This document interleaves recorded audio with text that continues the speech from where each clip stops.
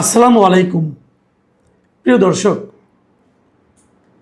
কুরবানির ঈদকে কেন্দ্র করে আমরা সবসময় দেখেছি যে ঢাকা শহরে নানা ধরনের বর্জ্য জমা হয় এবং সেই বর্জ্যগুলো অপসারণ যেন একটা সিটি কর্পোরেশনের জন্য প্রধান চ্যালেঞ্জের কাজ হয়ে দাঁড়ায়। ঢাকার 2 সিটি কর্পোরেশন প্রতিবারই বলেন যে আমরা 8 ঘন্টার মধ্যে, 10 ঘন্টার মধ্যে অথবা 12 ঘন্টার মধ্যে এই বর্জ্য অপসারণ করব। তারা কিছুটা করেন না যে তা না, কিছুটা করেন, কিছু চেষ্টা করেন, কিছু পারেন না, না পেরে বলেন যে এই সমস্যা ছিল, সেই সমস্যা ছিল। এগুলো দেখেছি আমরা। বর্জ্যের সঙ্গে সঙ্গে রক্ত থাকে, রক্তের গন্ধ হয়, এগুলো নানা কিছু। এটা আমাদের প্রতি কুরবানির ঈদের একটা নিয়মিত দৃশ্য। এবারও তাই হয়েছিল। 2 সিটি কর্পোরেশন, একজন বলেছে 8 ঘন্টার মধ্যে ক্লিয়ার করব, আরেকজন বলেছে 12 ঘন্টার মধ্যে ক্লিয়ার করব।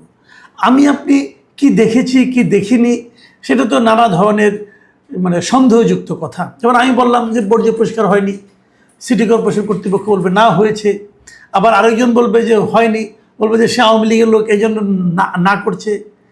নানা ধরনের কথা হয়। এটা আওয়ামী লীগ আমলে হয়েছিল যে বিএনপির লোকরা ছড়াচ্ছে যে বর্জ্য পরিষ্কার হচ্ছে না। এই ধরনের নানা কথা কিন্তু প্রতিবারই বলা হয়। তো এবার আমরা যেটা দেখলাম, এটা আমার কাছে অন্ততপক্ষে একটু অন্যরকমই মনে হলো, একটু নতুন ধরনের একটা ঘটনা আমাদের চোখে পড়লো। সেটা হলো যে এবার মাননীয় প্রধানমন্ত্রী তারেক রহমান উনি নিজেই এবং আচমকা কোনো জানান না দিয়ে, কোনো রকম পূর্ব পরিকল্পনা বাইরে, কেউ জানতো না, কেউ প্রস্তুতি নিতে পারেননি, এমনভাবেই উনি বর্জ্য অপসারণ কেমন হয়েছে দেখার জন্য উনি রাস্তায় নেমেছেন। ইন্টারেস্টিং ব্যাপারটা। আমি একটু প্রশংসাই করছি, হয়তো অনেকে বলবেন যে আবার এখন দালালি শুরু করলেন কিনা।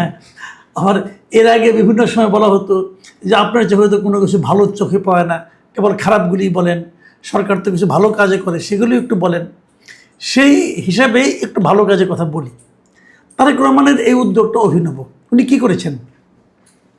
উনি স্থানীয় সরকার প্রতিমন্ত্রী এবং ঢাকা দক্ষিণের যিনি প্রশাসক, মেয়র হিসেবে যিনি আছেন, মেয়রের প্রশাসক আর কি, আব্দুল সালাম, দুজনকেই তার অফিসে ডেকেছেন, তার বাসার সামনে যেতে বলেছেন এবং যাওয়ার পর দুজনকে গাড়ি থেকে নামিয়েছেন এবং তাদেরকে বলেছেন যে আপনারা আমার গাড়িতে উঠুন। এবং ওনার গাড়িতে উঠিয়ে উনি নিজে ড্রাইভ করে উনি রাস্তায় নেমেছেন দেখার জন্য যে কোথার কী অবস্থা। এবং উনি কয়েকটা জায়গায় গেছেন, হাতিরপুল এলাকায় গেছেন, elephant road, green road, farm gate, Karwan Bazar, এই সমস্ত এলাকা উনি নিজে গাড়ি চালিয়ে পরিদর্শন করেছেন। আমার জানা মতে এটা একটা অভিনব ঘটনা। এর আগে ধরনের ঘটনা ঘটেছে কিনা আমি কখনো শুনিনি। এখন বলবেন যে প্রধানমন্ত্রী গিয়েছে তো কী হয়েছে? হ্যাঁ, প্রধানমন্ত্রী গিয়েছে তো অনেক কিছু হয়েছে। যদি শীর্ষ ব্যক্তিরা এরকম মাঠে নামেন পরিদর্শনের জন্য তাহলে অনেক কিছু হয়। আমার বিবেচনায় প্রত্যেকটা বিভাগের প্রত্যেকটা মন্ত্রী যদি এরকম একটা কাজ তিনি করতে দিয়েছেন অথবা ঠিক মতো হচ্ছে কিনা, উনি যদি নিজে আগে থেকে জানান না দিয়ে নিজেই যদি মাঠে নেমে যান পরিদর্শন করতে, আমি মনে করি একটা ম্যাজিক্যাল চেঞ্জ আপনি দেখতে পাবেন। এবং আমাদের এখানে কি হয়, যখন কোথাও একটা ঝামেলা হলো তো একদম নিম্ন স্তরের যে ব্যক্তিটা দায়িত্বপ্রাপ্ত আছেন তার উপর দায় চাপানো হয় যে ওর জন্য এরকম হয়েছে। ধর ময়লা ওঠানো হয় নাই, ওখানে ময়লা পোষানোর জন্য যে লোকটা বেলচা দিয়ে ময়লা তুলতে হয়তো তাকে দায়ী করা হলো, ও ঠিক মতো বেলচা চালায় নাই, অতএব এই ঘটনা ঘটেছে। এবারে কিন্তু তা হয়নি। এবার দুজন আঞ্চলিক নির্বাহী কর্মকর্তাকে তাৎক্ষণিকভাবে কিন্তু বরখাস্ত করা হয়েছে এবং তাদেরকে তাদের বিরুদ্ধে বিভাগীয় ব্যবস্থা নেওয়ার জন্য নির্দেশ দেওয়া হয়েছে। প্রাইম মিনিস্টার নিজেই কাজটা করেছেন। এবং এই দুজন কোন জায়গায়, একজন হলো ঢাকা উত্তর সিটি কর্পোরেশনের অঞ্চল 5-এর আঞ্চলিক নির্বাহী কর্মকর্তা মোহাম্মদ সাদিকুর রহমান, আরেকজন হচ্ছেন ঢাকা দক্ষিণ সিটি কর্পোরেশনের অঞ্চল 1-এর নির্বাহী কর্মকর্তা কাজী সালেহ মুস্তানজির। দুজনই কিন্তু উপসচিব পদমর্যাদার ব্যক্তি এবং এই দুজনকে উনি তাৎক্ষণিকভাবে ওই কাজটিকে দায়িত্ব থেকে সরিয়ে দিয়েছেন এবং তাদের বিরুদ্ধে কেন তারা ঠিক মতো কাজ করতে পারেননি তার ব্যাপারে সিদ্ধান্ত নিতে বলেছেন। এই যে ঘটনাটা, এই ঘটনাটা আমি মনে করি এটা এক্সাম্পল। আমাদের প্রধানমন্ত্রী কিন্তু অনেক এক্সাম্পল তৈরি করতেছেন, বাট আনফর্চুনেট হলো, যেটা আমার জন্য দুর্ভাগ্যজনক, আমি ভাবি দুর্ভাগ্যজনক, সেটা হলো ওনার এই উদাহরণগুলো ওনার সঙ্গে যারা আছেন তারা ঠিকঠাক মতো হয় বুঝতে পারছেন না, অথবা অনুসরণ করতে পারছেন না, অথবা উপেক্ষা করছেন। কোনটা আমি জানি না। আমি মনে করি এগুলোর একটা হিসাব নিকাশ হওয়া উচিত। কেন সবাই এগুলিকে উপেক্ষা করছেন, কেন পাত্তা দিচ্ছেন না, এগুলি কিন্তু আমি মনে করি প্রধানমন্ত্রীর নিজের অবস্থানটাকে ক্লিয়ার রাখার জন্য ওনারই দায়িত্ব নেওয়া উচিত, এগুলির ব্যাপারে ব্যবস্থা নেওয়া। উপসচিবকে উনি 2 জন উপসচিব পদমর্যাদা, মানে নির্বাহী যে আপনার কর্মকর্তা যারা আছেন, এদেরকে যে আপনার বরখাস্ত করা অথবা তাদের মধ্যে শাস্তির ব্যবস্থা করা, এই যে ব্যবস্থাটা, এটা কিন্তু একটা বড় ধরনের পদক্ষেপ আমি মনে করি। কিন্তু এই ধরনের পদক্ষেপ কি অন্যান্য মন্ত্রণালয় নিচ্ছেন? আমি কতগুলি ঘটনা বলি। ঈদের আগে প্রতিবার কি হয়, প্রতিবার যে জিনিসটা হয় সেটা হলো আপনার মহাসড়কে যানজট হয়। যানজটটা কেন হয়? একবার এক এক কারণে যানজট হয়। কখনো রাস্তা ভাঙা থাকে, কখনো রাস্তার গাড়ি ভালো থাকে না, এগুলির সমস্যা হয়, এরকম নানা ঘটনা হয়। কিন্তু এবার যে যানজটগুলি হয়েছে, আমি নিজে কিছু যানজটের সাক্ষী। আমি আপনাকে দু একটা ঘটনা বলি। ঈদের আগের দিন আমারই এক কলিগ, আমারই এক বন্ধু, উনি পাবনায় গিয়েছেন। ওনার যেতে 18 ঘন্টার সময় লেগেছে।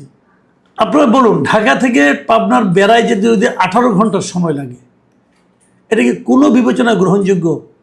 কেন হয়েছে? আমি আজকে ময়মনসিংহ গিয়েছিলাম, সারা রাস্তা, ঈদের পরের দিন গিয়েছি আমি, গিয়ে আবার আজকে ফিরে এসেছি।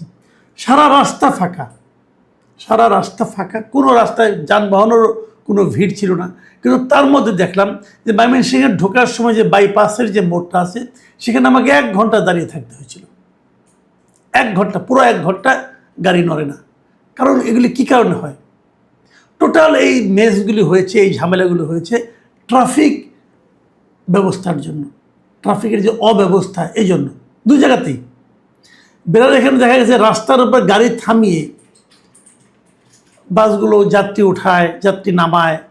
একটা গাড়ি থামলে পরে পেছনে অনেকগুলি, যেহেতু গাড়ির চাপ বেশি, অনেক গাড়ি জমে যায়, এবং এইভাবে জমতে জমতে জমতে জমতে দেখা যাচ্ছে যে 2-3 কিলোমিটার লম্বা জ্যাম হয়ে যায়।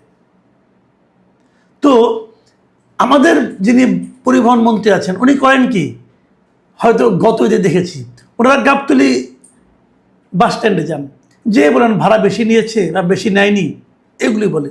ভাই, উনি ওই জন্য রাস্তাটা চেক করেন না, একটা হেলিকপ্টার নিয়ে উড়ে যান, ওনার তো টাকার অভাব নাই, একটা হেলিকপ্টার নিয়ে এই হাইওয়েতে উড়ে যান, দেখেন কোথায় যানজটটা হচ্ছে, কেন হচ্ছে। আজকাল তো অনেক পত্রিকা ড্রোন দিয়েও চেক করে যে যানজটটা কেন হচ্ছে, সামনে কি সমস্যা দেখা যায়। এগুলো দেখুন এবং সিদ্ধান্ত নিন, সমাধানটা করুন, কেন হচ্ছে এগুলো। আরেকটা ঘটনা বলি, এই যে আমাদের কোরবানির চামড়া, আজকে দেখলাম যে চামড়ার যারা নাকি বিভিন্ন বাড়ি থেকে চামড়া কিনেছে, 300 টাকা করে চামড়া কিনে 100 টাকা বেচতে পারেননি। চামড়ার দাম এত কম কেন?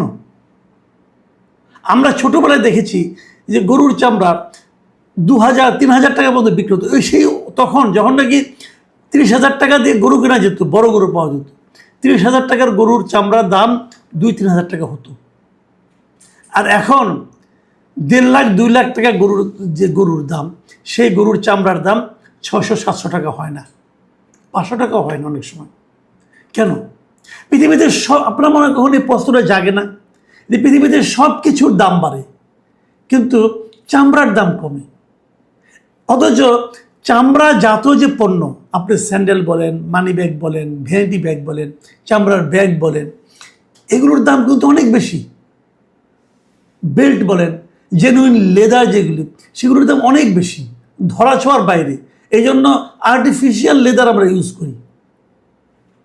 জেনুইন লেদারের এত দাম, যে জেনুইন লেদারের এত দাম, সেই চামড়ার, কাঁচা চামড়ার দাম এত কম কেন? কখনো ভেবেছেন, কখনো প্রশ্ন করেছেন? এই প্রশ্নটা আমি একজন চামড়া ব্যবসায়ীকে করেছিলাম, তিনি কোনো উত্তর দিতে পারেন নাই। তিনি বলেন কি, আমাদের চামড়ার একমাত্র ক্রেতা হলো চীন, আমরা চীন ছাড়া অন্য কোথাও রপ্তানি করতে পারি না, তাই নাকি এই অবস্থা। তো দেশে আমার তখন প্রশ্ন মানে আমার চিন্তা জাগলো, আমাদের কি বাণিজ্য মন্ত্রণালয়, শিল্প মন্ত্রণালয় এগুলো নাই কিছু? এরা জানেন না কেন চামড়ার গ্রাহক আমরা সারা দুনিয়ায় পাইনি? অথচ ছোটোবেলায় কিন্তু আমরা পড়েছি যে আমাদের মূল রপ্তানিজাত পণ্যই হচ্ছে এই চা, চামড়া, পাট, এগুলো। চামড়ার এই দুরবস্থা কেন?